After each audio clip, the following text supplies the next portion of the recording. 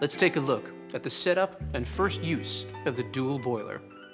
Enjoying third wave specialty coffee is made possible using the 4 keys formula found inside every Sage espresso machine, just like this one. Full-bodied espresso with rich and complex flavors is created using the ideal dose of 18 to 22 grams of freshly ground beans, with a brew water temperature delivered at precisely 93 degrees Celsius, just like a commercial machine. You'll also need the right pressure during the extraction, and this time, bigger is definitely not better. We start with low-pressure pre-infusion, followed by a high-pressure 9-bar extraction process delivered via our 15-bar Italian pump and an overpressure valve. And last but not least, powerful steam pressure at around 130 degrees Celsius is essential for creating shiny, silky microfoam that has a rich, velvety mouthfeel. Without microfoam, latte art is impossible. Right. Now let's wash all the parts and accessories and dry thoroughly before use. Soak the filter in water for 5 minutes.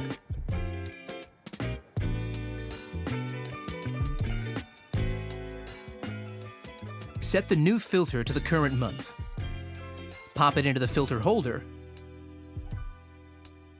Fit the holder snugly into the bottom of the tank and fill with cold water.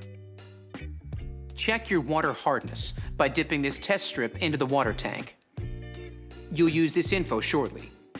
Now, place the water tank into the machine. Choose the right filter basket for the coffee you're making. Use a 2-cup filter basket when making 2 coffees, or when you want a stronger coffee. On the other hand, if you are making a single cup or a weaker coffee, use the 1-cup filter basket. You might have noticed there are both single and dual wall filter baskets with your machine. When your coffee beans are at their peak of 5 to 30 days out of roast, use the single wall filter basket.